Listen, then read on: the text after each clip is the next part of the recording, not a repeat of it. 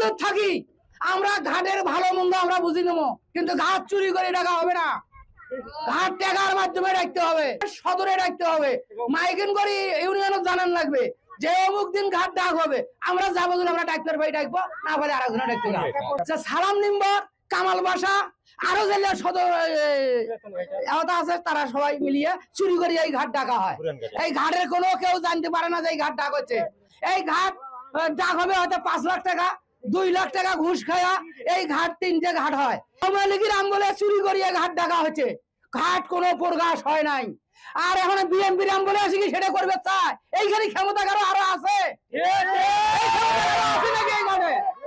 আমাদের এই ঘাটটা রাতের আধারে বেচা কেনা করেছেন অবৈধভাবে, এবং আমরা দেখেছি যারা ইউনিয়ন পরিষদের আশেপাশে আমরা যারা থাকি, আমরা ব্ল্যাক বোর্ডে কোনো নোটিশ পাই নাই, আমরা সাইনবোর্ড পাই নাই, আমরা মাইকিং এর কোনো শব্দ পাই নাই। সারা শব্দ না পাওয়ার কারণে আমরা পাটনি কিনে আমরা যখন ঘাট কেনা বেচার জন্য ইউনিয়ন পরিষদে যাই, তখন আমরা শুনতে পাই যে রাতের আধারে কার কাছে এই ঘাটটি অতিরিক্ত চড়া দামে বেচা কেনা করা হয়েছে। এই ঘাটটি অনিয়ম করেছে মূলত এই 8 নং ওয়ার্ডের মেম্বার সালাম মেম্বার এবং আমাদের উড়ি ইউনিয়নের যে বর্তমান চেয়ারম্যান আছে গোলাম মোস্তফা কামাল পাশা, রাতের আধারে সালাম মেম্বার এবং কামাল পাশা মিলে অবৈধভাবে এটি ডাক এবং মানে তারা লিখে নিয়েছে এবং তারা মনে করেন এই ঘাটটি তারা আন্দোলন থেকে চালাচ্ছে। আমাদের এই দাবি হলো আমাদের এই ঘাটটি আবার বিগত দেখা যাচ্ছে 8-9 বছর ধরে এখান থেকে ডাকের মাধ্যমে ঘাটটি চলতেছে। তো আমাদের দাবি হচ্ছে এই ঘাটটি আমাদের আবার পুনরায় এখান থেকে চালু করার দাবি জানাচ্ছি, এবং সেই সাথে তারা যেন প্রকাশ্যে এই কাজগুলো করে, যেহেতু সরকারি কাজগুলা তারা যেন আমাদের সবার প্রকাশ্যে এবং মাইকিং এর প্রচারের মাধ্যমে যেন তারা আবার পুনরায় ডাক দেয়, আমরা সেই আশাবাদী। ডাকের ঘাট সরকারি ভাবে ডাক হয়, কিন্তু এই ঘাটটি দীর্ঘদিন যাবৎ 4-5 বছর থেকে ডাকা হয়, কিন্তু এলাকাবাসী কেউ জানে না। এলাকাবাসী রাতের আধারে এই ঘাটটি ডাকা হয়ে যায়। কিন্তু আজকে আমাদের এই এলাকাবাসী মানববন্ধনে নেমেছে। এলাকাবাসীর প্রাণের দাবি যে ঢোল পিড়ে এবং মাইকিং করে প্রকাশ্যে খোলা আকাশের নিচে এই ঘাটটি ডাকা হবে, কোনো রাতের আধারে এই ঘাটটি ডাকা হবে না। তারা আমাদের ইউনিয়নের বড় বড় মহলকে ধরে, বড় বড় ব্যক্তিকে ধরে টাকা পয়সা খাওয়ারে রাতের আধারে প্রতি বছর এই ঘাটটি অনিয়ম করে রেখে নেয়, এবং সরকারি যে ভাড়া সে ভাড়া তারা নেন না। সরকারি ভাবে ভাড়া দেখলে দেখা যায় এই ঘাটের ভাড়া আছে 10 টাকা, কিন্তু তারা উপর মহলকে টাকা খাওয়াইয়ে টাকা পয়সা বেশি দিয়ে এই ঘাটটা ডেকে নিয়ে তারা 10 টাকার জায়গায় 30 টাকা ভাড়া নেন। আমরা ঘোরাফেরা করি, আমাদের মানে শিডিউল এই কেনা বেচা দেয় না এবং তারা ওই চুরি করে দেয়।